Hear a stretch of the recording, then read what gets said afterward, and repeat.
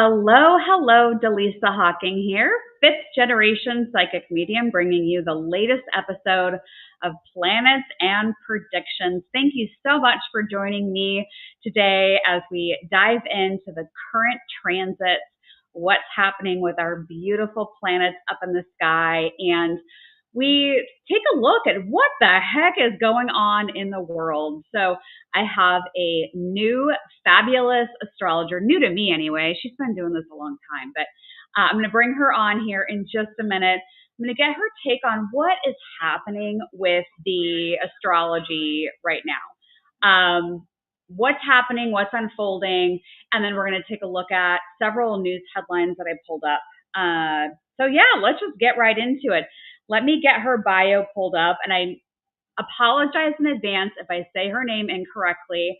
Narayana, and I'll have her say it for you here in a second. But to give you a little bit more about her, she's a writer, an astrologer, an Akashic Records practitioner. I love that. Visual artist, and she's also an author. I've got all of her links down in the description below, website, the book she's written. She's done a lot of writing. She's been doing astrology officially since 2011. She's written for places for like astrology.com, horoscope.com. She now serves as the in-house astrologer for the House of Intuition and currently writes for Forever Conscious, Sanctuary, and Women's Health.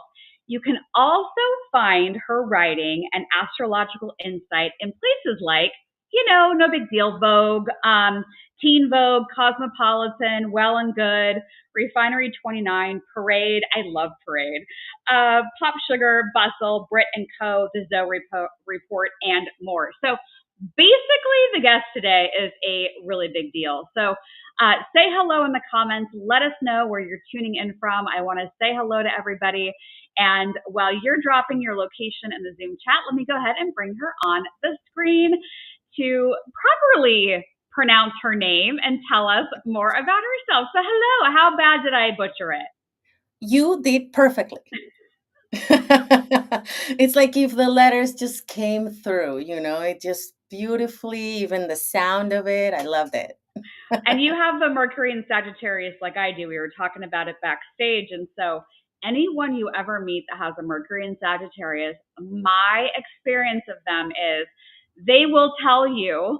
And so if I ask you a question, I really know that I'm going to experience the truth of that Mercury in Sagittarius. So I am looking forward to this discussion today. I think we should say hello to everybody in the comments. Tons of people already jumping on. So, oh my gosh, Australia, Toronto, we're really international today. Washington, Sacramento, Ohio, Michigan, Miami, New Jersey, Florida. When I read these off, I just want to go on a trip because that Sagittarius energy, like I just want to get on an airplane, go somewhere. Vámonos, let's do this. Where are you joining us from today? What's your location? I am in Oakland, California, but I am originally from Mexico City. Wow, right on. Yeah, Oakland's a cool area. I love all the different like standalone restaurants and shops and everything. I feel like you can find anything you're looking for in California. We are spoiled, and also Oakland just, I think it got an award for being the best food scene in the U.S. And yeah, because since we're going to be talking about that, Oakland is a Taurus. Oh. Yeah. So Oakland was founded during Taurus season. And so it's a foodie type of city. And we have all the options. So I got to say, my Taurus rising likes it here. Let's see. Oh, Joey from Las Vegas. I used to live in Las Vegas. Danielle is saying that she loves your hair. Thank you. I know. I love it too. It's pretty flashy. I like it. Yeah, I don't think maybe people don't realize that cities have signs and a chart as well. Cities, states, countries. So it's a good point you bring up about Oakland being a Taurus.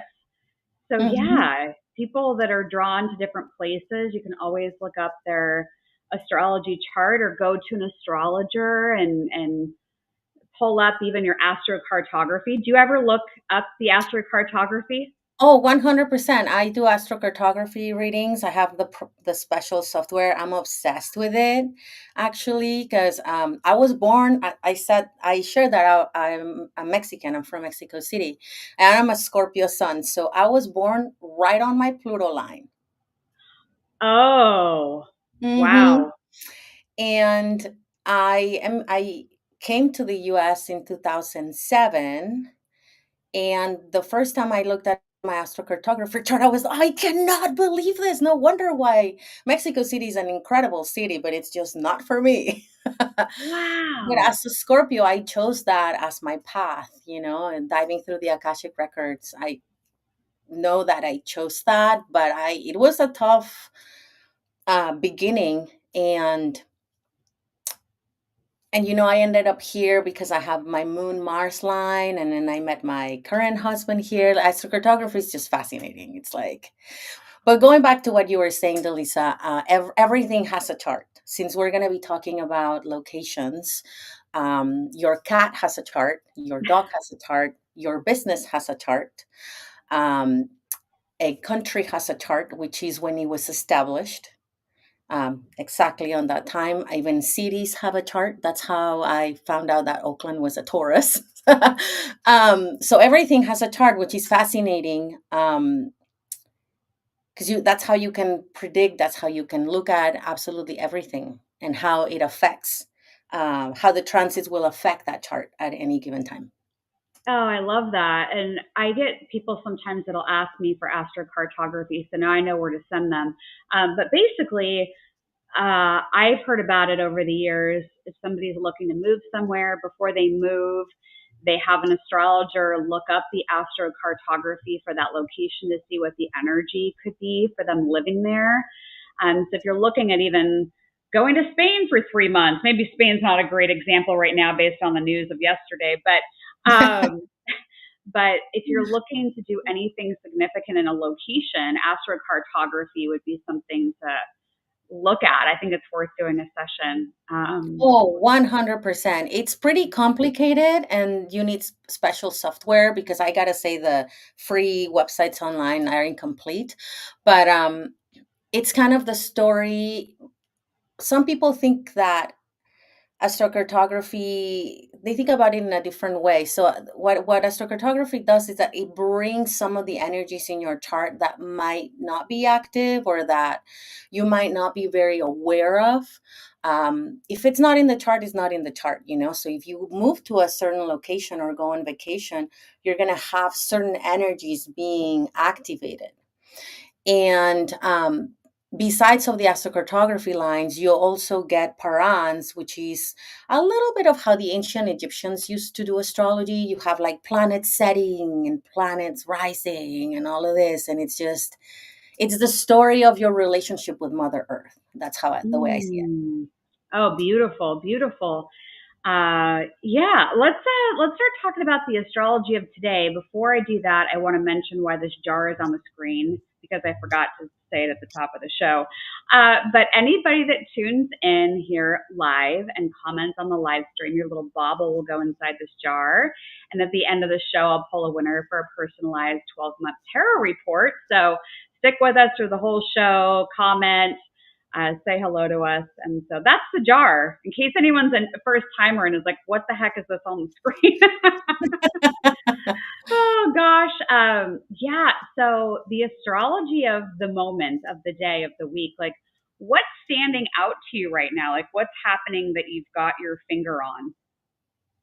Oh my gosh, I could talk to you for hours about the astrology of this year, but basically, I've been looking at the astrology of right now for about 8 months.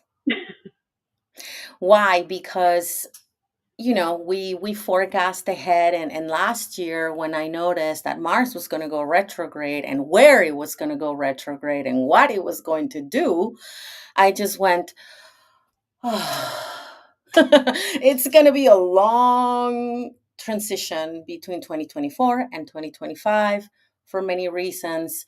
And I'm a positive person, right? And I'm mostly optimistic. Mercury in Sagittarius. I gotta say, it was a little harder than I anticipated or that I wanted to admit at the time. What is happening right now is that the last new moon that we experienced over the weekend, that was kind of the bow, or it just feels like the bow on this crazy configuration that has been active in the sky since October of 2024. That relates to specifically two planets, Mars, which just entered Leo, and Pluto, that entered Aquarius pretty recently, that everybody has been talking about.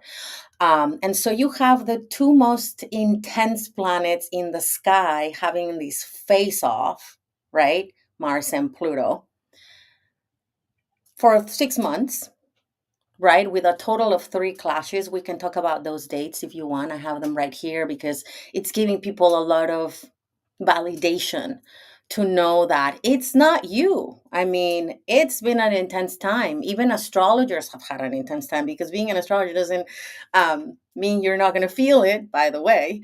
But that's why I was looking at that date forever. I was like, I cannot wait to get to the end of April. Um, and so what I'm seeing in the astrology is like we're kind of ending this really intense time. And finally in May, we're going to start moving into different energies. So I'm excited for that. That's good. Yeah. I think a lot of people are starting to feel that shift of energy. For me, when I look at it psychically, I feel that the summer has some good, bright spots, but then it feels like we get into fall and winter and it falls off a cliff. So, so I don't mean to say that to scare people, but it's just psychically the impressions I get. So, have you been seeing anything in the astrology that would point to the astrology of the summer being more calm and then the fall and the winter not so much? And you can tell me that that's not what you're getting. That's totally fine too. But I'm Oh, just no, curious no, if it no. matches. I respect your gifts and what I think you're attuning to. I mean, well, I'm going to say that 2025 is a year I've never seen anything like it. I mean, I've been doing astrology since 2011. No, I don't think any astrologer, even if they've been doing astrology for 50 years, have seen anything like 2025. Period. That's how massive it is, because we just have a lot of cycles ending and new cycles beginning right around the same time, right? That alone, and then we have this crazy conjunction that only happens like about every 35 years, the conjunction of Saturn and Neptune at the first degree of the entire zodiac. So, and I would like to inspire everyone that's here to think why they chose to live in this time. Because we chose this. We all chose this. And sometimes I ask myself, why did I do this? But hey, here I am doing the work that I'm supposed to be doing. So anyway, just to give you a big picture perspective. But as all these planets change signs and the new world and a new paradigm, whatever you want to call it, the sky does deliver this beautiful transit. And it's not going to be amazing the whole time. And I think that's what you're attuning to, is the transit of Jupiter in Cancer. So one of the reasons why 2024, part of 2024 and 2025 has been difficult is having the two social planets, Jupiter and Saturn, in signs that they don't like to be in. Jupiter doesn't like to be in Gemini. Saturn doesn't like to be in Pisces. And so you have a lot of planets in the sky that are like unhappy, right? But Jupiter luckily moves into Cancer this summer. And Jupiter is the planet of abundance, growth, protection, expansion, and it does expand everything that it touches. So Jupiter can expand something bad, of course. I want to say that because that's absolutely what can happen. But for the most part, when you have Jupiter, the biggest planet in the solar system, in its sign of exaltation, which is Cancer, it does bring that warmth, that watery, Cancer is a sign of summer. So I think that's what you're attuning to. So it's like in a year of massive change, then at least you get Jupiter exalted, which hasn't happened since 2014. Wow. Wow. Yeah, so we can all look to our own birth chart and see what house, the pie slice, that we have Cancer in, Mm-hmm. because we know that Jupiter is on its way to Cancer. I kind of like that. I mean, it's been in my first house, so it's going to go into the second. I mean, Jupiter has been squaring Saturn, right? It's gonna it squared Saturn 2 times. There's one last, but now it's a different thing to have Jupiter exalted. When a planet is exalted, it gets elevated. It takes the reins of the sky. So that's gonna help, or I'm hoping it'll help. It will not make so many transitions that we experience gone, but it will bring that. Just to give you an idea, and I talk about that I created a YouTube video about that to give people hope, for something to be hopeful for. Um, do you remember 2020, right? Who's not No? going to remember 2020? Okay, so in 2020, Jupiter was in Capricorn, another sign Jupiter doesn't like to be in. So see, whenever you have Jupiter in a difficult sign for that planet, those years are kind of like rah, rah. And so what is, because the cycle of Jupiter is 12 years, like about that, 12 years. Now Jupiter is going to sit exactly across from it was during the pandemic time. So it's going to like bring all these like restoration, all this water, all this healing. There was a lot of separation in 2020. Now we're like at the other side.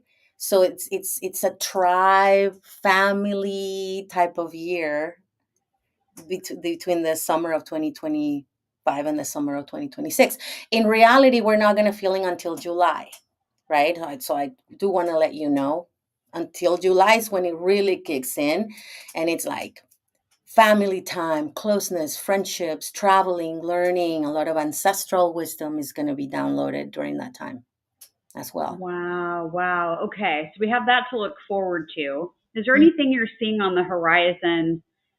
I know you just mentioned a minute ago about Mars and Pluto opposition, but is there anything else on the horizon that you're seeing that you would want us to put like a little flag next to get prepared, or try to think through how it might impact our lives? Like in the most immediate, well, Any? we're in Taurus season, right? Um, we just had a close encounter with Pluto over the weekend. We're going to see some of the headlines there, and they're intense. But I would say the energy shifts from the beginning of Taurus season. It's all Pluto, right? It's like fear of the future, new energies that we haven't gotten used to. There's so much newness. For example, relationships are shifting as well. Venus is going to conjunct Neptune on Friday in Aries for the first time in 14 years. That's never happened in our lifetime. There's just so much new. Then we have Uranus activations. This is going to be the last time the Sun conjuncts Uranus in Taurus, which Oh. is something that has happened in the past 8 years. So you see, we just have so much change. I would say that the worst thing you can do right now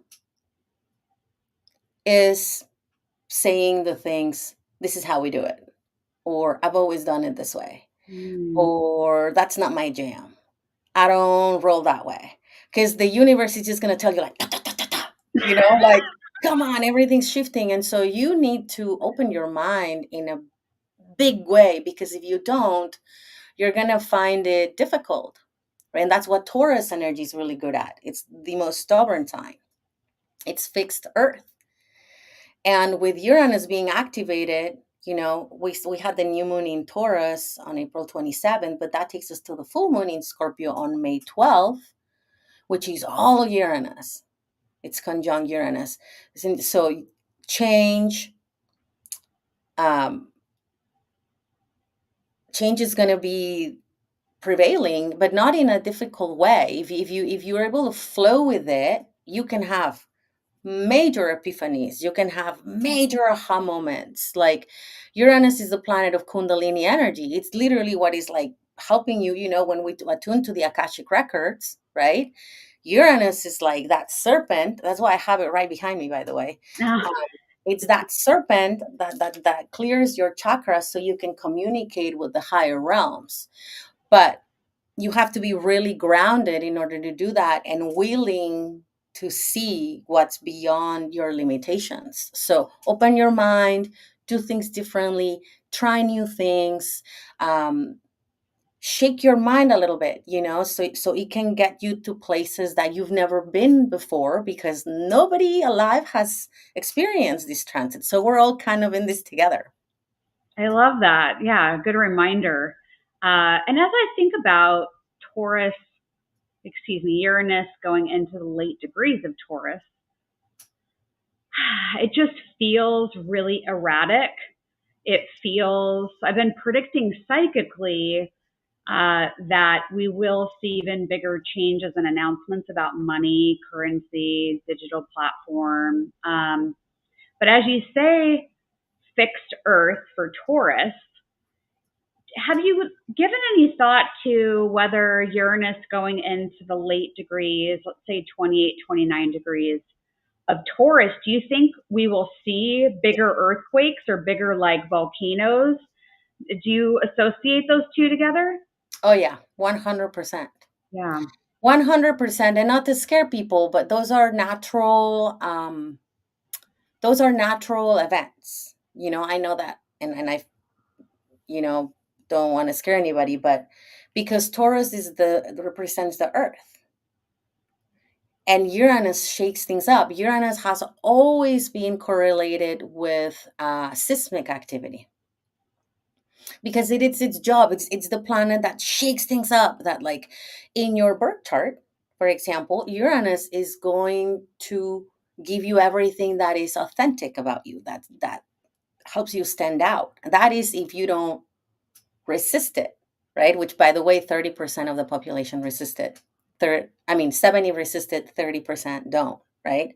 The people who are like very kind of like me, crazy hair color and just like rule breakers, are Uranian. And so Uranus's job is to like shake things up because out of complacency. If the earth didn't have those volcanoes, just think about it that way, right? If the earth didn't have those volcanoes, or she didn't renew herself, everything would be monotone, or that just doesn't exist in the universe. Change it's a universal law, and we know that everything has a cycle. Everything is a cycle, and Uranus is that guy that's kind of like, hey, I'm gonna shake things up for you, and it's like, you've been too complacent, so we're gonna reinvigorate you. And so if you resist, it's harder because Uranus wins. So all the fixed signs have had a major class on Uranus since 2018, and the fixed signs don't like change. So this is kind of, I see Uranus coming at the end of Taurus, kind of like at the end of that masterclass in fluidity and authenticity, because that's what it does. But I 100% predict seismic events. I predict a lot of money, because Uranus brings, look at the stock market. It's up and down. It's like a, right? It's like up and down, up and down. The real estate market, which is also ruled by Taurus, right? Up and down, up and down. So yes, and we could do another live later on to see what happens, because it would be interesting to see which countries have Taurus in their chart. And that's kind of how you see Taurus moon, Taurus sun, Taurus rising, and things like that. The moon sign is really important for countries as well, because the moon represents the people, as we're going to see soon. And are the fixed signs, I'm trying to think off the top of my head, Taurus, Leo, Scorpio, and Aquarius. Scorpio and Aquarius, yes. Okay. So if you if you have any of those four in your sun, moon, and rising, or if you know your chart and you've got other planets in those four signs, you might be feeling that Uranus shaking. Yeah, when you were talking about just being fluid, being open, being flexible as the way to go, what I was seeing clairvoyantly was Uranus. Like it starts with a little shake and then a bigger shake, and then it like starts knocking you loose. So I would just start bending and being flexible so that Uranus doesn't just completely knock you off your feet. Yeah, and well, the thing about Uranus, and it's really funny because like the classic classical way to describe Uranus is expect the unexpected. Like what does that mean? You know, the way that I see it and the way that I felt it, because I have all those fixed signs. So I have Uranus conjunct my sun. Uranus is like a switch. Like all of a sudden it's like on and you're like, whoa, you have all this electricity, you don't know what to do with it. And then all of a sudden it's off. And it's like whenever you don't expect it, it's on, like when the moon conjuncts it or the moon squares it or another planet squares it, then all of a sudden it's like, whoa, I'm lit up. I don't know what to do with myself, right? And those moments just channel. Because Uranus is also kind of like the eccentric inventor type of planet. If you look at the charts of Nikola Tesla and Albert Einstein and like really, really mind blowing inventors, they had a strong Uranus in their chart. So they're able to attune to these vibes that are like kind of weird, ahead of their time, but that they're fascinating. Oh, I love that. Yeah, I was sharing with you backstage before the show an example of Uranus going into my first house. Um, or no, what was it? Gemini, Jupiter going into my first house. So Jupiter, as soon as it went into my first house of self, I was doing reels and it went viral, and I wasn't expecting that. But Jupiter, like you said a minute ago, whatever it touches, it expands.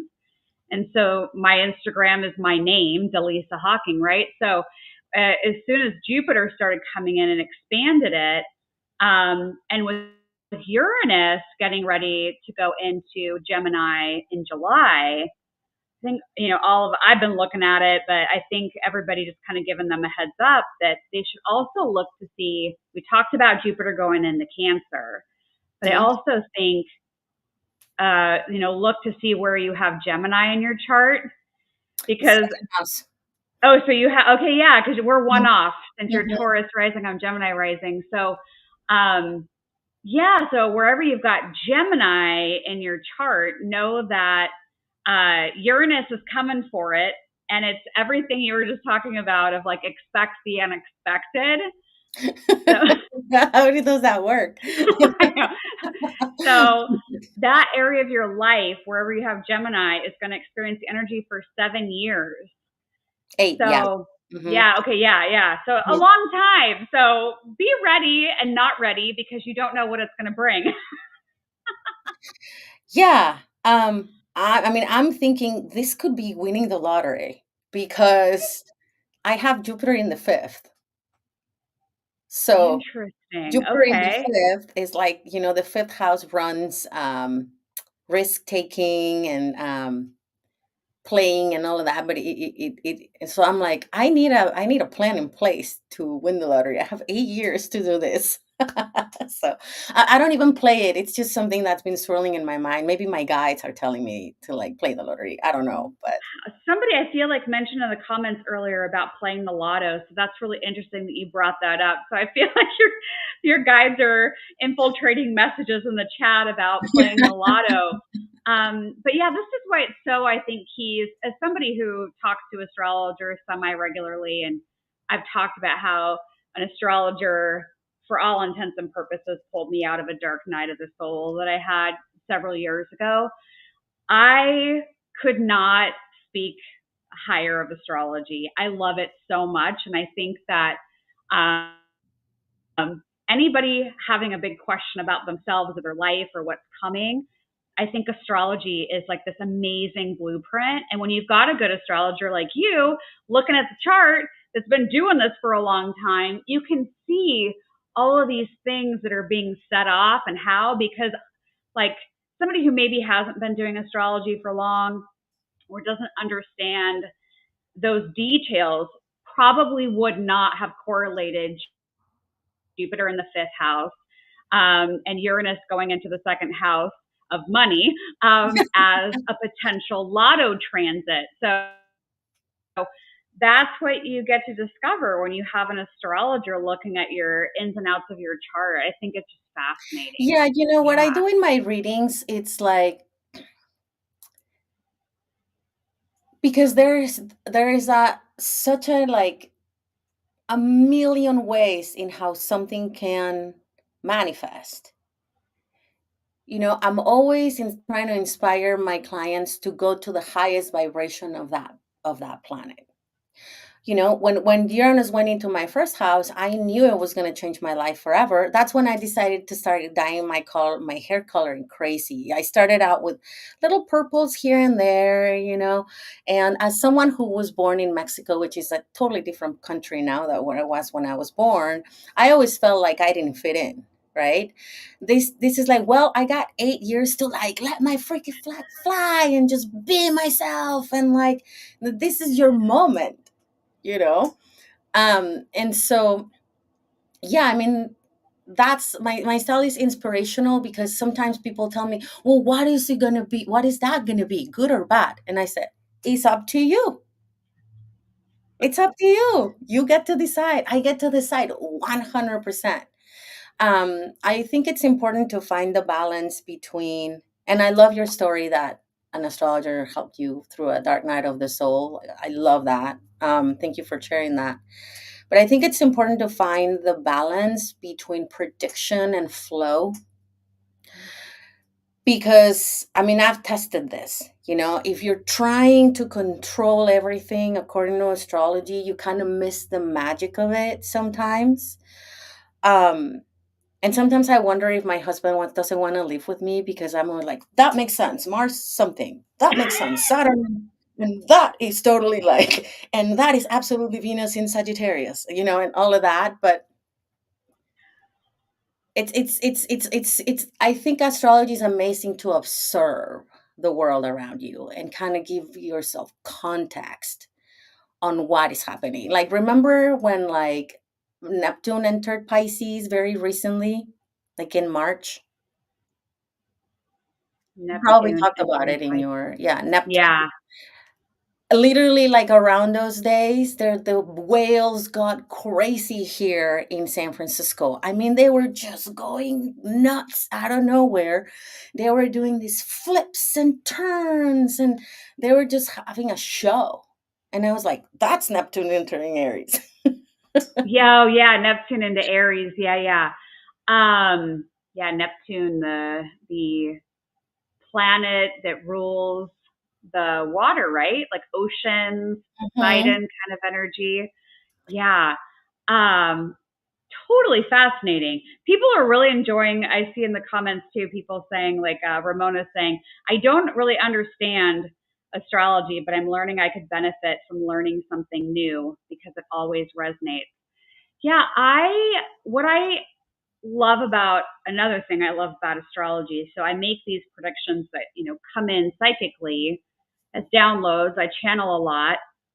And so I love talking to astrologers like yourself, because then I get to go, hey, so this is what I'm getting. Does the astrology back it up? So it's like a gut check of like, because I'll get sometimes very specific predictions. But other times it's like, I get this feeling that summer is okay, but then the fall is not. So sometimes it's more general just with the energy imprint that's coming in. So astrology, I feel, is like the black and white piece of paper that says, yes, and this is why you're feeling that way. It's this transit or, some aspect that's happening between the planets. Oh, So, totally. And I think that what you're attuning to in the fall is like, that's when a lot of the planets that shifted signs go retrograde.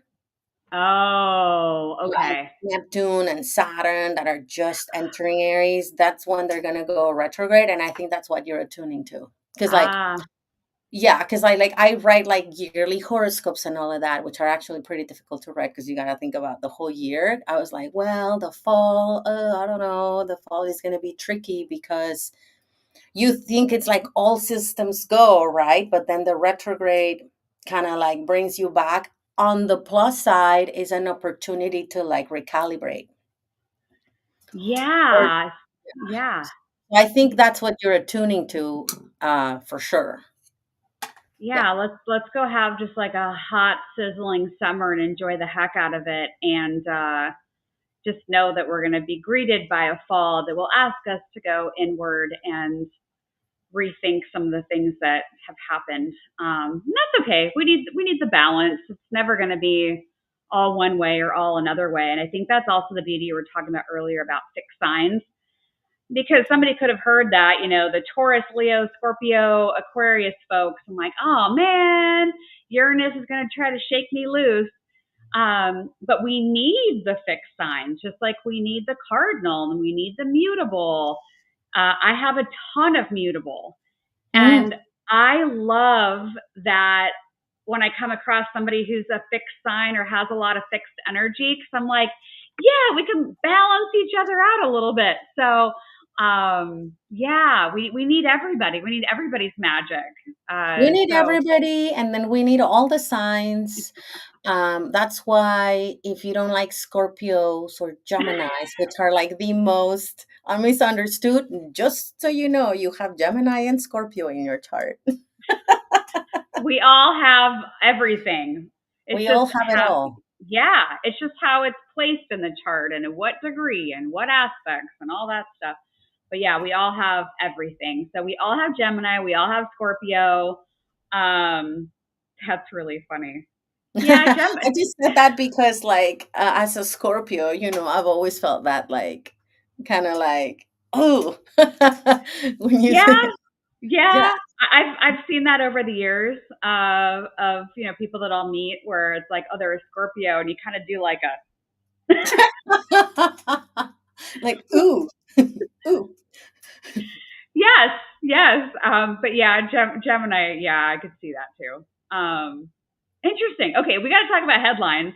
Okay. And then whoever our And Scorpio and Geminis are that want to throw some shade in the comments, we're open to that too. I'm a Scorpio, so it's all good. And I'm a Gemini rising, so yeah, we're both coming to you from the perspective of those signs. So yeah, okay, let's pull up our news headlines. What we're going to do, anybody that's new to the show, we're going to look through current events and we're going to talk about how the astrology is actually showing up for these. So we'll just go through each one. So there was, unfortunately, in the Vancouver, Canada area, they had the car that rammed in, or the person driving the car, and unfortunately killed a lot of people at the Filipino festival. So where does this show up in the astrology? I think it's the Mars Pluto, 100%. Okay. 100%. It is the most difficult aspect in astrology. It is the most difficult. And so we had, and to give people perspective, we had the first clash on November 3rd. Then we had the second on January 3rd. Then we have the third on April 27th. And this happened right that weekend, and with the new moon activating it. So, and Pluto is known as the planet of death and rebirth.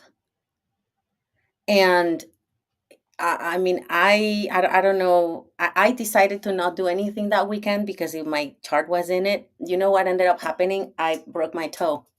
Oh no. Oh no. So I'm like, oh, I'm not going to do anything because it's going to be a really intense weekend. And then I end up breaking my toe. But, that's just a mini example on how like that energy gets released, because we're talking about fixed energy, like all the fixed signs that you just talked about, with the new moon in Taurus, the sun and the moon, Mars in Leo, Pluto in Aquarius. It's like energy it's pent up energy that gets released. So I'm guessing I've heard that the person who did this, unfortunately, was suffering mental health issues, but I think that it was something that this person was carrying for a really long time. And then all of a sudden, it just, it's like an explosive combination. Unfortunately, whenever you see Mars, Pluto square, opposition, or conjunct, those are the most intense headlines in the news Wow. from my experience. So now that it's done the third pass, is it over until it has some other kind of aspect? It's waning down Okay. for sure. The thing is, Mars doesn't move so fast, right? So I would give it a couple more days. And remember that the energy of the new moon wasn't fused with that. You know, Wow. the energy of the new moon. That's why a lot of astrologers that were saying that that moon was great for manifestation completely disagree. Like it was carrying the energy of the Mars Pluto. Mars in Leo is explosive, right? So I would give it a couple more weeks and then we'll be completely out of it. But I also invite people to think about how their life has changed or what they learned since October of 2024. There were some learnings. It was a difficult winter. Um, but there are always learnings.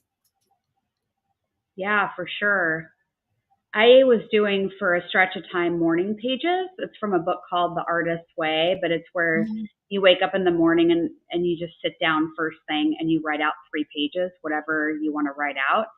And it helps a lot. So anybody feeling like they've got something inside of them that's trying to come out, maybe check out the book called The Artist's Way, or you can just write 3 pages every morning as part of a like morning ritual of letting things out. Yeah. The way that I was, because I that this Mars thing affected me, like it affected pretty much everybody. I was doing a tarot pool in the morning, and that was helpful. Oh, okay. Yeah, that's a good idea. Yep. But Okay. we're on the other side.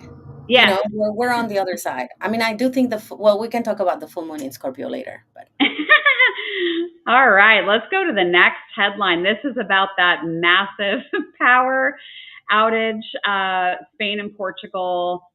Um, yeah, basically everything was out. Traffic lights, hospitals, you name it, it was out. I know a lot of people were having issues paying for things. So, what the heck in astrology would cause a massive power outage? and when I'm looking left is I have the charts of Spain and Portugal because I pull Oh, it. okay. Well, this is part of a bigger thing that I think has absolutely everything to do with Pluto in Aquarius. Because Aquarius rules everything that's Ah, tech, electricity. Uranus, we were talking about Uranus. Uranus is the modern ruler of Aquarius. So you see electricity, um, it is an air sign. Remember all of the, and I know that in your shows you've talked about all of the planes. That's also Pluto in Aquarius. But Aquarius rules everything that's like your phone, your tech, your internet, electricity, everything that we are everything that we utilize a lot in this mhm. time and age. And because Pluto exposes what is wrong with the sign that it's in. You know, during the time that Pluto was in Capricorn, it exposed the toxicity of big companies, big pharma and all of that. Well, now it's everything that Aquarius rules, which is technology. So we're in this for a while. We're in this for a while. Like maybe Pluto is asking, like, how much electricity do you use? What you're so dependent on this. Maybe you need to know, and this is not to blame anybody, but like just so you know, ChatGPT uses the most amount of water than anything else does. So it's like Pluto exposes its job, and in Aquarius with the Mars opposing, that is going to be happening for a long time, just in many different ways, in many different manifestations. Then they say it's the atmosphere. It's something in the atmosphere. It's like, what does that mean? Like in the atmosphere, like that, nobody's really given specific explanations about it. It's kind of like a mystery from my understanding. But what I found fascinating when you sent me that, and remember I told you that the morning it was gonna be all the news, because this happened when the moon, after the new moon, and the moon conjunct Uranus, right? Yep. And where it's happening, it's in places that have fixed sign energy. So, like for example, Oh. I have the chart of Spain here, which is November 22nd, 1975. That is when the country was established. Spain has Uranus at the beginning of Scorpio. So this is hitting right there. I am predicting that Spain is going to have more of those, Oh, not right wow. away, but in the next 5, 6 years. They need to do some work and figuring out what they need to change, how they can prepare. Because with if you have Uranus, it's at 9 degrees. If you go back through what all astrologers were predicting last week, right? Everybody was saying, look at what you have in your chart between 2 and 10 degrees of the fixed signs, and the moon will hit there. Well, Spain's Uranus, which rules electricity, tech, all of those things, is in Scorpio. So they're in it for a little while. I gotta say, it's not going to be all the time, but whenever Pluto gets activated, it's going to hit, and eventually Pluto is going to be sitting on the Uranus, right? Interesting. I love doing that because it's like an easy way to like figure out what's going on, right? Then you go to Portugal, which the chart that I have is October 5th, 1143. That's a very old chart. Yeah. Portugal has the moon in Leo. Not only the moon, but the North Node in Leo. The North Node in Leo is at 6 degrees, Oh. and the moon, which represents the people, is at 12 degrees. So, right there. So I wouldn't be surprised if this, they fix it, they find out what's happening, and then it happens again. Next time Mars passes, we could predict maybe something happening in a few months when Mars is in Scorpio in the Hmm. fall. They're probably like something similar, or like a repetition, or like a follow up of that. So that's a really fun thing that I like to do. When did this happen? I look at the chart, and a planet of in the chart of that country or that city, it's kind of in the middle of this drama, this like celestial drama. Wow. Yeah, it's so interesting. Edward is talking about geophysicist Stefan Burns. Yeah, if you don't follow him on YouTube, anybody that's interested in these natural occurrences, he talks a lot about the planets and the solar flares and all kinds of stuff, and the sun and the big coronal hole that's in the sun. So I know he goes on pretty regularly to do live streams to talk about what's happening when there's an earthquake or a volcano. But apparently he's calling it a rare atmospheric disturbance. Yeah, so Yeah, and I've heard that they've talked about cyber attacks, but they haven't totally confirmed it. I even got my friend sent it to me, and he's like, did you see this? They're saying it's the aliens, like I was like, oh, that's really funny. That's definitely Pluto in Aquarius. Like, I mean, I think these countries have it in it for a little while, right? Because yeah, Pluto is very slow, and when it stays somewhere, it's like it grinds that planet.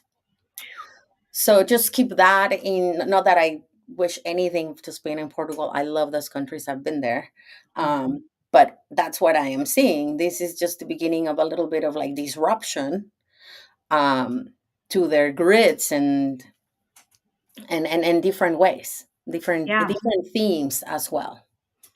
People are also sharing in the comments that they've had issues with electronics and that parts of France and LA have been having issues as well. Cindy's asking, did I predict this? I don't remember a lot of my channelings after I say them, but I remember there was something about the phone going in SOS mode, like power going down. So that was like probably, my community members would probably have a better idea of timing, but I think that was about 2 months ago is what I was having a bunch of power crashes coming in. Yeah. Okay, let's go. Go ahead. No, I'm reading some of the messages. I mean, ever since Pluto went into Aquarius, sometimes my tech is like strange. Like just things won't work, or my Google Home will start talking by herself. Like I 100% agree. So it's really interesting because we think we're so advanced, but the reality is that we can't rely on technology. Not with Pluto and Aquarius. Great. So if you travel, plan Yeah. forward and things like that. That's why astrology is useful. Just know that you can't rely on your tech. Yeah. Good to know. This is why we have these conversations to help us prepare for the world and what it is. Okay, this one is about Americans claiming their Social Security early, fearful of its future. So I remember the predictions I've been making around this, and I've even been telling some of my own personal friends and family. I'm like, yeah, you might want to think twice about that Social Security because I don't think it's going to be there in the current form that it's in now. I've been predicting major changes to the Social Security program. So this article from the Wall Street Journal is about how more and more people are thinking about taking Social Security early. So money and changes to money. So let me guess, would that be Uranus, Taurus? Yes. And I also think that people are for 100%. Yeah, you're right. Because, like, we talked about Uranus. I mean, Uranus is going to enter Gemini pretty soon, right? So, all of that is kind of like the groundwork. I also think that people are tuning into the fact that Venus, if you go on social media right now, nobody's talking about it, but the reality is that Venus is still in a post shadow. Venus had that What? retrograde. Venus was retrograde, and Venus is the planet of money.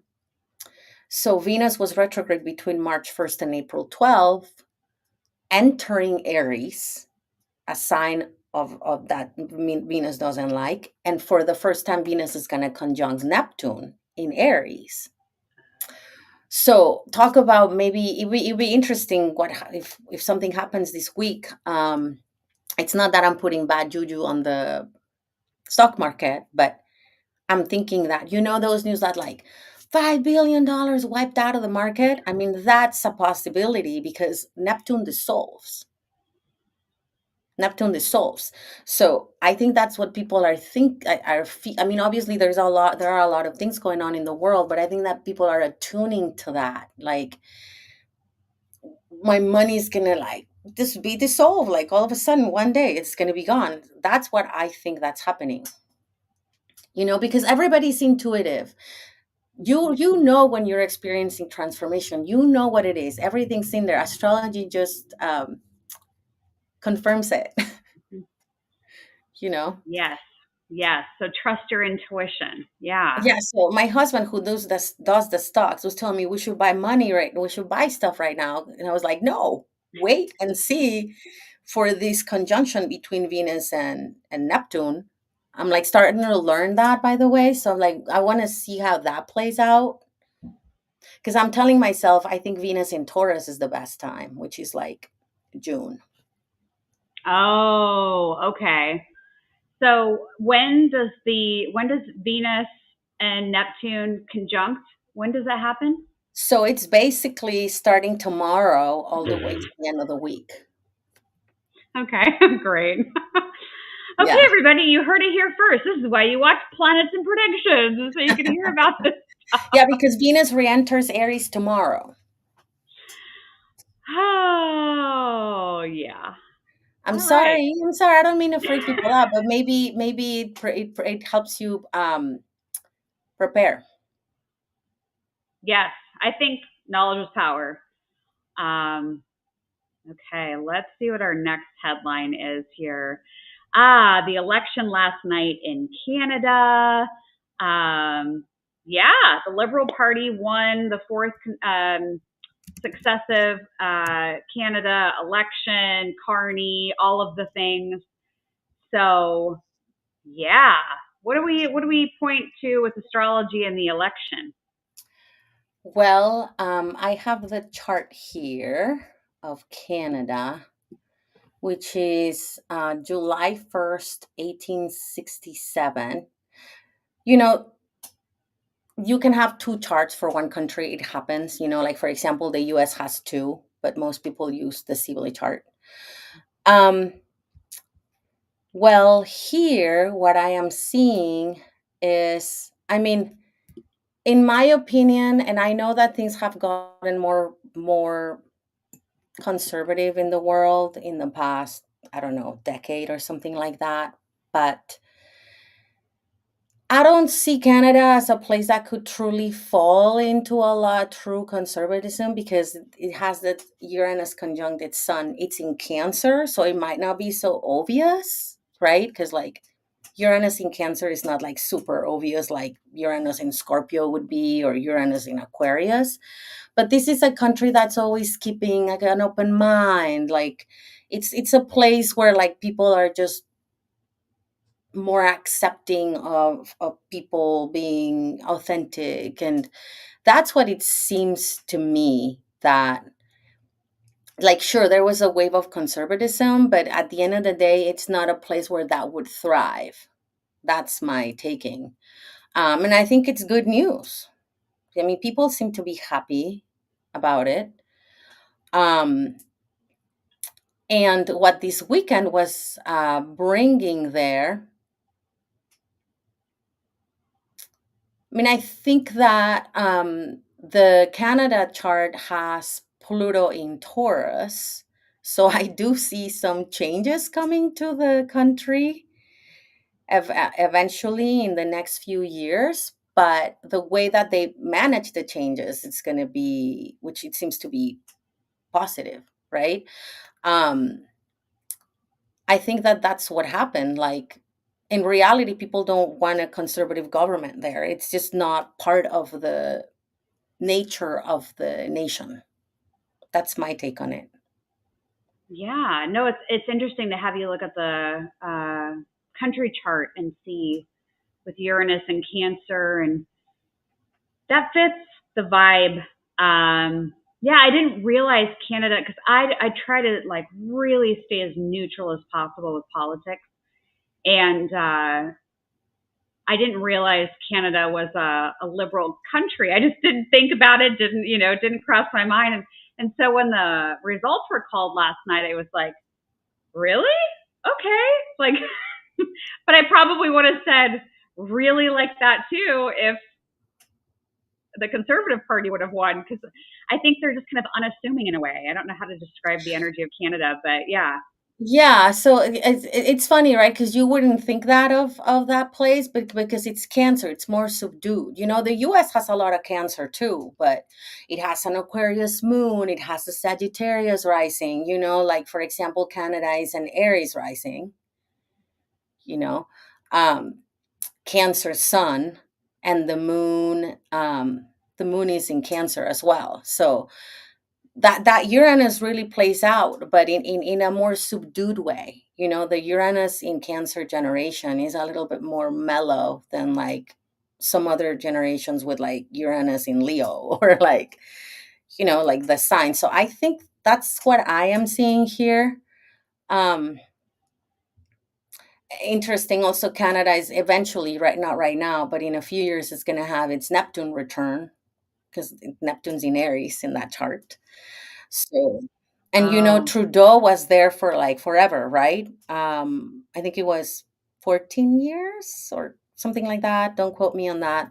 But Trudeau was there for a really long time. That's very Cancerian. It's like for a country, Cancer is like for the people, as the homeland. It's very like traditional in a way. But then Uranus there with the sun and the moon, it's like it kind of takes them out of that a little bit. It's not like us stuck in this like home rhetoric that other countries got stuck in. That Aries rising for Canada makes sense with something I was predicting.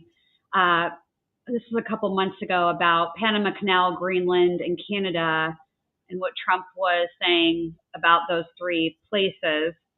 And when I looked at the three, I was like, oh God, Canada's going to fight back. Like it felt like this visceral reaction from Canada. So the Aries rising, I would kind of equate to that Right. perception of what I was saying with their energy. Yeah. That's interesting because also it has Neptune right on the rising sign. Well, yeah. Like, Oh, okay. so it like kind of, water and fire. So it tones it down. But as soon as they feel threatened, it's like also all hands on deck, right? See, astrology gives us answers. It gives us answers. Yeah. Okay, we're going to move on to the next article. And I know a lot of you watch from other countries. So if you ever see a headline and you want me to consider it for one of these Tuesday streams, just email it over to me and I can consider it. So, okay, so this one is about an albino killer whale, and they got video of it, and apparently it's really rare. So I thought this was fascinating, a departure from the political landscape and stories about the stock market and the money. We have an albino rare whale. So is there anything about this that matches any of the astrology about a rare animal sighting? Well, in astrology, we have Jupiter because Jupiter is the biggest planet in the solar system. Jupiter rules big animals. So, like Mercury rules small animals, and Jupiter rules the big animals, like elephants and like animals that you can't have in your house, like they're just big. And something that no one is talking about in the astrology right now, by the way, because there's so much going on, you don't even know where to begin. Jupiter is squaring the nodes, and the North Node is in Pisces with Saturn and Venus until tomorrow, right? When this happened, Venus was still in Pisces. It's still in Pisces today. And when this happens, it's like, it's not very common that Jupiter squares the nodes. And this is going to last all the way till June 17th. And so just rare occurrences, like I would say, the astrology of May, in my opinion, is much better than anything you've seen again in the past 6-7 months, right? This square that Jupiter is forming with the North Node in Pisces and Saturn's there, and the South Node in Virgo is rare. And I think it brings a lot of like rarity, a lot of like destined, a lot of like fated events that are just kind of like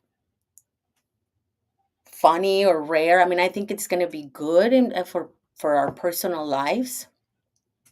I mean, I don't want to deviate too much from the headline, but I that's what I thought about, because Jupiter rules big animals and it's something rare, and this just started. This square that I'm talking about, it started literally last weekend and lasts all the way to June 17th. Wow. Mm-hmm. Which is, how Jupiter is going to transition between Gemini and Cancer. Mm-hmm. And then Jupiter is, in astrology, a lot of things happen before. Mm-hmm. I don't know if you've noticed that. Oh, yeah. We're going to have Jupiter moving into Cancer, a water sign also. Oh, okay. It's like creeping in. And then I saw that, like, we have so much to learn about animals. I'm a big animal lover. We have so much to learn from them. What I also saw, what really gave me like Jupiter in Cancer vibes, was that the other whales weren't like, oh, you're albino, you're weird. No, they were like, they're like playing together and swimming together. That really Mm. feels to me like Jupiter in Cancer. And we're all going to feel that. We're all going to be like looking for a tribe and making new friends and, bringing that warmth that I was talking about. So that feels like that's what this is. I love that. Yeah, and you've got a fan in the audience. L.E. Bess is saying hello at Flora. It's just saying hello. Hi. Hi. Okay, let's see what's after the albino whale. This was the discovery of a brand new color. What the heck? Like, so that almost feels like a rare thing, what you were talking about with Jupiter squaring, but I'm guessing it's something different. Well,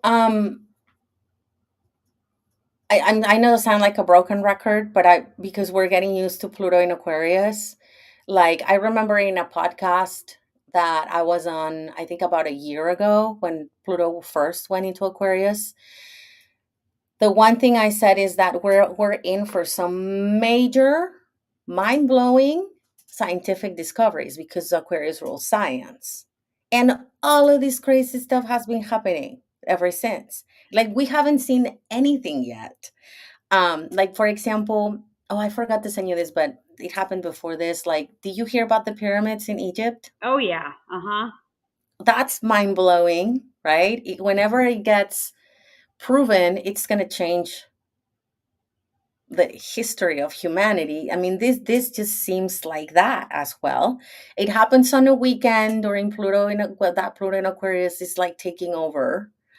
Um, so it's going to be really interesting because we've had a very deep focus on science and what science is.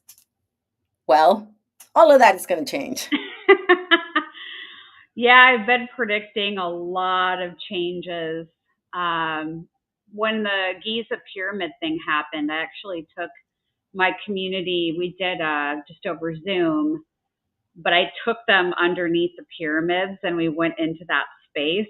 It's mind blowing. Yeah, but I think there's going to be a lot of new discoveries, diseases being cured. I think our whole entire industry of health and wellness is going to change.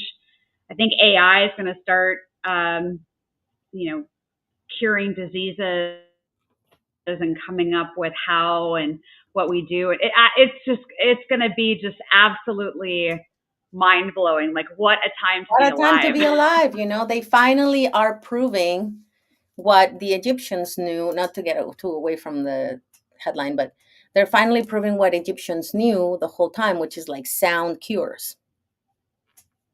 Yep. And you Yep. can go to Egypt to the sound chambers. I mean, they've been there for thousands of years. But our science is just starting to figure that out, that it Yes. actually works. Yes. So going along, piggybacking of your wellness prediction. Yeah. It comes up quite frequently when I do individual sessions where spirit will bring in different modalities or different crystals or things for the person to try. They bring in sound and light therapy Mm, so frequently. So I think that'll become more and more part of our regular discussions around health and wellness, which is exciting. That's the good news because I get asked a lot because I talk. A lot of my predictions are not good predictions, and so I often get asked from my community like, what's the good news? And I keep going back to we're going to have a lot of cures and we're going to have a lot of advancements with science and technology. And so, yes, I think we have a lot of good things on the horizon too. yeah, sound for me has been again. I have the South Node in Pisces. So sound is always something that gets me out of like anger, sadness, you name it. This is the time, and it just shifts my energy immediately. So, Gosh, this conversation, I'm just enjoying it so much. I'm appreciative that you're here. We've got one more headline. So this is just a headline from the Washington Post about Trump marking his 100th day in office. So I don't think anyone is shocked to hear that there are people on all sides of the conversation, some that don't want to hear anything about him. But it is making a lot of news headlines. And I know that you had his chart. So just curious what you're seeing coming up for him, because what happens to him also just ripples through so many different things that happen in the US government and frankly a lot of other countries. Totally. And, I just want to start by saying that I'm not saying my opinion here whatsoever. This is purely for educational purposes in astrology. So I just want to say that. I look at this stuff because I'm just super curious, and as a Scorpio, I go on rabbit holes and I just want to know things. And it's really interesting what has happened in the United States, and it relates to how we started this conversation, which is the 6-month opposition, the retrograde of Mars in Cancer, because again, the US has a lot of Cancer in the chart. Trump has a lot of Cancer in his chart. Elon Musk has a lot of Cancer in his chart. So you see how it's Cancer is the glue, right? By the way, this is how I predicted who would win the Mexican election. Okay, by using that technique that we were talking about. Like looking at the Mexico chart and the chart of the candidates, that's how I was able to say who's going to win. Anyway, going back to Trump, it's super interesting because when all of this started, Pluto was still in a Capricorn. When he took office, when the election happened, Pluto was still in Capricorn. And now Pluto moved into Aquarius. So he's in a completely different vibration than when he took office. And just what I'm seeing here in his chart is that, Trump has this star in his chart, which is Regulus. And that's the reason why he has gone into prominence. This I didn't choose, by the way. I'm just reading the stars. This is not my opinion, but Trump has his rising sign on the fixed star Regulus, which is one of the royal stars in the sky. And anybody that has this chart, this star really prominent in their charts, are like really important people or people who are famous. I was giving you the example of Dua Lipa, right? For example, Dua Lipa has Venus by Regulus. She has that that sass to her. Like you even see her in movies being very Leo, right? That lioness vibe. Well, Trump has his rising sign exactly at 29 degrees of Leo, which is where Regulus was. And his Mars is like pretty close to there. And we have Uranus, the disruptor planet, the wild child planet, squaring that. This is something he's never experienced before in his life. This has never happened to him. So it's just interesting to see how like the script is flipped, because you have a man that's like used to always things kind of going for him because of this chart. And I'm a firm believer that everything is karma, not in the negative connotation, but that like we carry things from our past lives and the story goes beyond, right? So you have a person that's playing that role of like an elevated, very controversial, but an elevated position, regardless of what he does. And he said it himself, I'm protected. He knows this, right? But you have the disruptor planet Uranus squaring that for the first time in his life. And then, in fact, in March, Uranus moved into the 10th house of career and public visibility. And so he's up against stuff that he doesn't know. He's never experienced before. He's like, wait a minute, I took office when things were completely different, and now everything's switching. He's a triple Gemini. He has his sun, then he was born in an eclipse, so the sun, Nord node, Uranus. He also has his sun conjunct Uranus to, that shocking kind of like type of personality, and very, it's all about talking, right? It's a lot of talking, and it's a lot of that. I mean, Jupiter's helping him because Jupiter is in Gemini, but I personally think that the outer planets have a bigger weight. The farther the planet, the bigger the weight, because those planets, the orbit contains the other planets inside. So, yes, he still has that protection, but the Uranus is like shaking things up for him. We were talking about that. And so things are shifting for him in a big way. And that means that it's going to be for all of us. Uranus is like that switch, like all of a sudden it's like, ah, and then he dies down for a couple of days, and then, ah, and then he dies down. So that's what his life is going to be for a little while. Then Uranus enters Gemini, and even though he's born with 20, on the later part of the Gemini, that's like a pretty big transit. So as time goes by,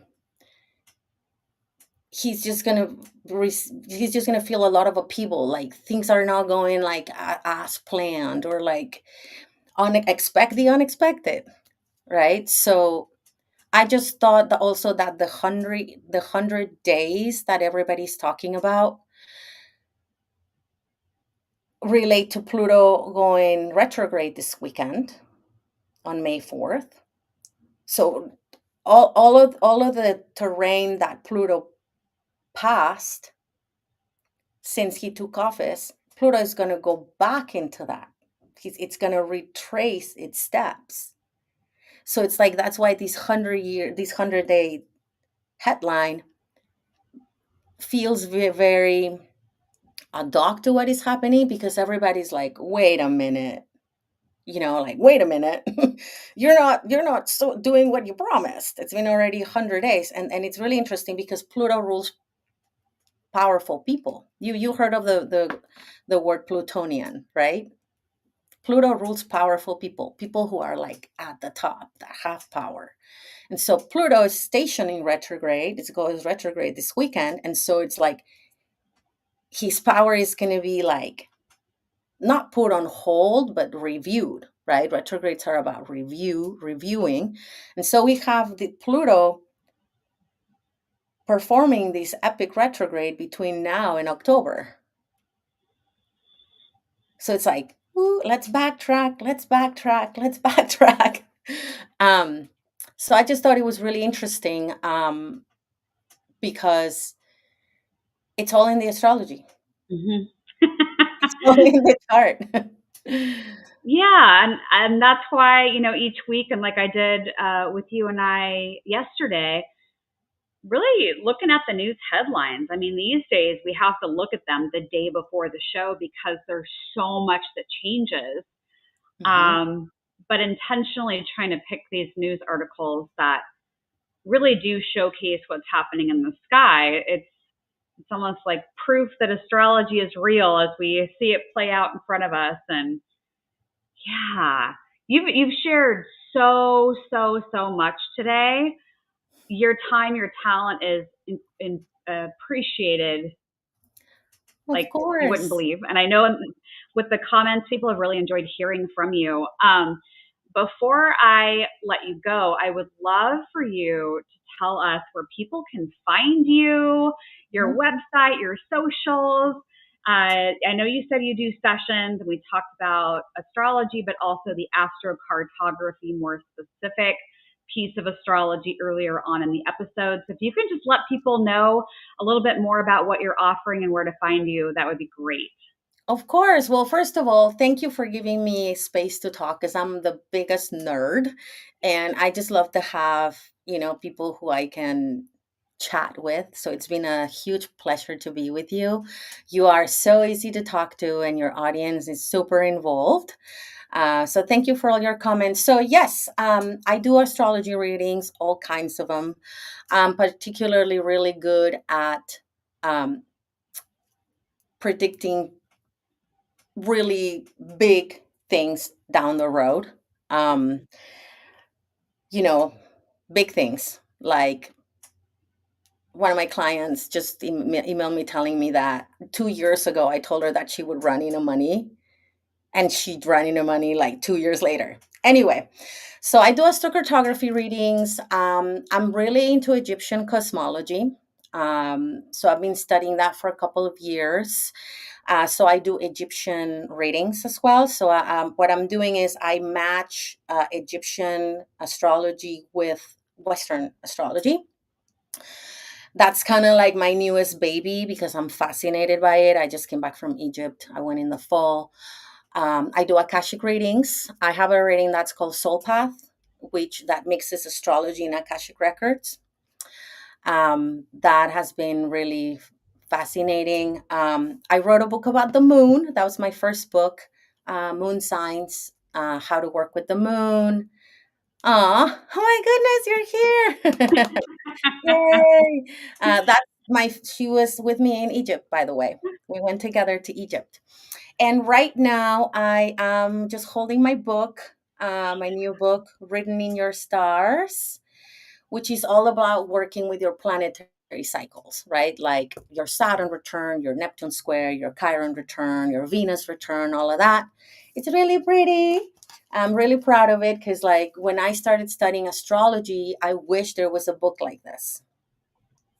I was like, there's no book that tells me where my client is according to the age. So this is like an age base. So if you're like, it's from 7 years old to 90 years old, so it's very inclusive.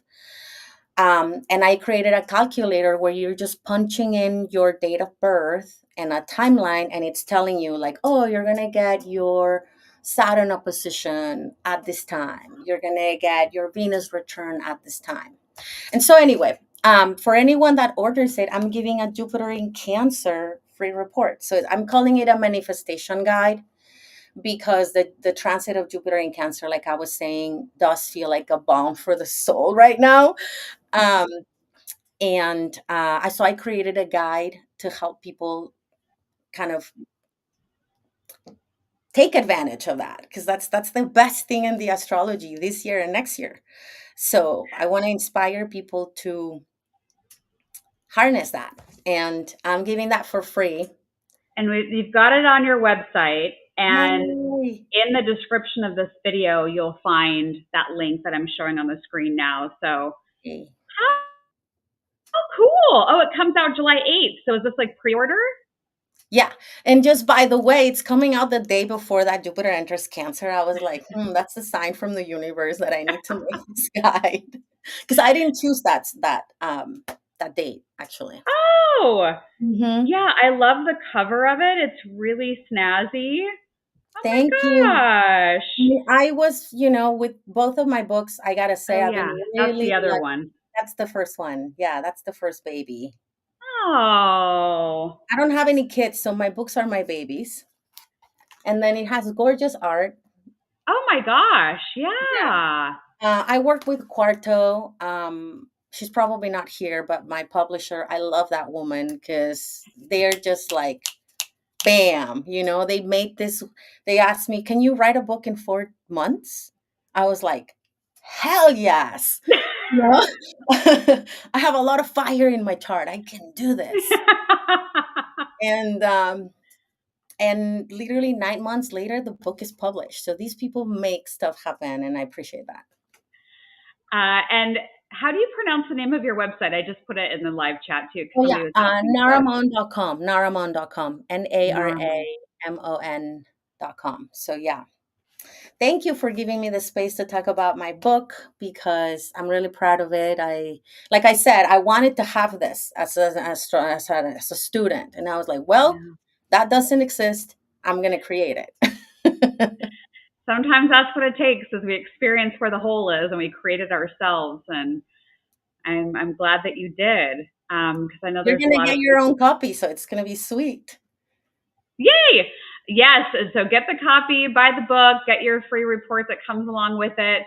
I know in my community, I have a lot of people that are learning about astrology. A lot of them are brand new to it, and so it sounds like it would be a great book for them since they're new in their astrology journey. So, yeah.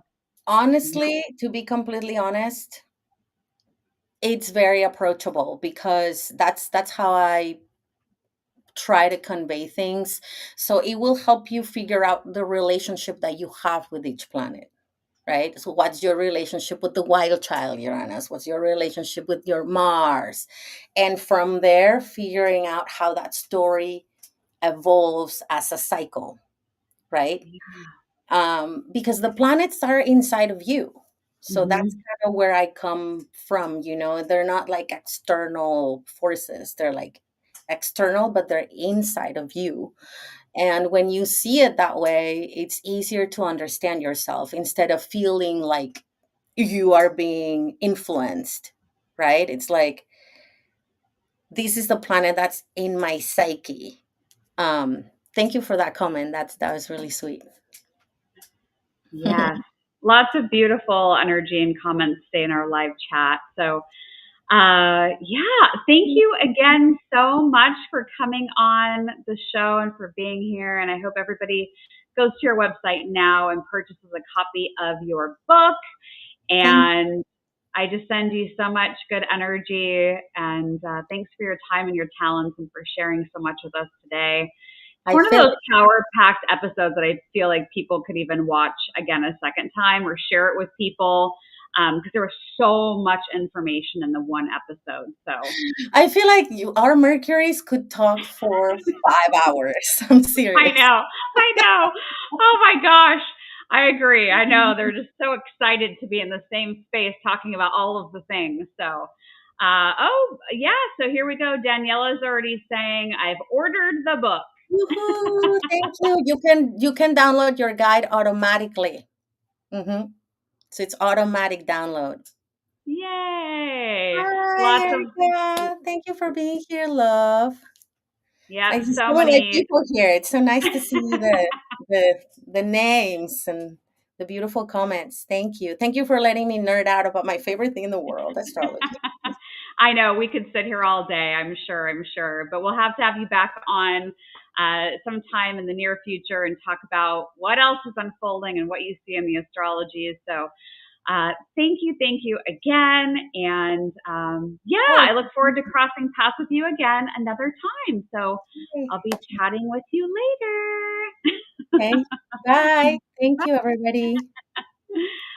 Oh, yay. Oh my gosh. She is absolutely fantastic. Oh, hello. Here's my couch in case you missed it at the beginning of the show. I have been moving, and my moving boxes are literally everywhere. And this is the only place that doesn't have moving boxes. And so this is where you have a view of my couch. But she is amazing. I love when I talk. That was the first time I've ever had a conversation with her. We connected online first, and I love when the universe sends me incredible people. So I'm going to do our jar winner here in just a minute. And if you're over on my Instagram, we have a really fun story up today. It's which one of my two cats is chewing up the moving boxes. So if you want to have fun and vote, my assistant Campbell put it together, and it has Frankie and Frasier, their little pictures, the chewed up moving boxes, and it asks you to vote on which cat you think is chewing up the moving boxes. So, oh my gosh. Anyway, that's what's been cooking in my world. Let's see. What do I have? Oh, yes. I talked about this first last week. Spots are filling up. So as the registration's open, if you want to learn how to do remote viewing, it is on my website right now. If you're a Sacred Signals member, make sure you use your special link. If you're not, you can just go to spiritandspark.com, click on classes. Remote viewing will help you strengthen your psychic muscle and help you use your psychic senses to tune into secret locations or unknown locations. So different governments have used remote viewers to spy during wars, as an example. But we can basically take our consciousness anywhere we want to go and see what's there. So I'd love to have you in class. This is the cheapest this class will ever be. Once this class is over, you do get the live and you get the replay, and it's in May. I think it's May 24th. It's a Saturday. The class is 3 hours long. Even if you can't make the live, I would still sign up for it, because once that first introductory class happens, the price will go up. So I would buy it now if you think you're interested in this class. So remote viewing on the website, head over there. A little bit of a pre-drum roll before our jar, because if you've been following me for a while, you know that I do a community class every month, and that is by donation, and you just name your own price, and it's a lot of fun. The angel numbers class is tomorrow night. That is sold out, so that's tomorrow night. But y'all voted, and you don't know which class won for May, so I'm going to announce it now. So the class will be the end of May, and it'll probably sell out just like the angel one for tomorrow night. So I'm giving you a heads up, because I've had some people email me and be like, hey, why can't I sign up for the angel class? I'm like, because it's full. So when I send out an email and I'm like, hey, limited spots, like, I'm not just saying it to be fun, like, just so mini drum roll. The May community class is dream interpretation. This is going to be a really fun class where I am going to talk about popular symbols that happen in dreams, the dream state, connecting with your dreams more. So we're just going to have a really, really fun time. It is going to open soon. Sacred Signal members will get first opportunity to grab it, as well as those that are in the Instagram subscription. And then it goes out publicly. So if you are not on my email list, this would be the time to get on my email list so that you get notified when this class registration opens. So this is the one you voted for. This is the class that won. So we will be talking about our dreams and how dreams can be really, really magical and how to work with them more. And like I said, you'll be able to name your own price. You get access to the live and to the replay. So consider this your heads up. Consider this your heads up. So spiritandspark.com, if you scroll all the way down to the homepage at the bottom, you'll see where you can enter your email address. You can do that. Okay? It'll be fun, as my jar is right on the top of my head. So we'll have fun in that class. I'm looking forward to seeing everybody tomorrow night in the angel class, and then dream interpretation. We're going to have fun. Okay, I think it's time for the jar. Yeah, I think it's the jar time. Okay, so here's how this works. If your name gets pulled from the jar, it will look exactly like your name in the chat right now. So it'll appear the same. Okay, that's how you know if it's yours. You have until midnight or 11:59 tonight, April 29th, to email me and say, I was your winner. And then I will work on your 12-month personalized tarot report. So I'm going to pop my email address in the live chat right now, and let's see who wins. And if you haven't yet, please hit the thumbs up button, hit the subscribe button to the channel. Yeah, thumbs up, subscribe. Okay, because I'll be back next Tuesday with another Planets and Predictions episode. Susan got in there at the last second. Anybody else need to comment? 3, comment 2, comment 1. Okay, ready. Here we go. That's the real drum roll. And the winner of today's April 29th show is AF.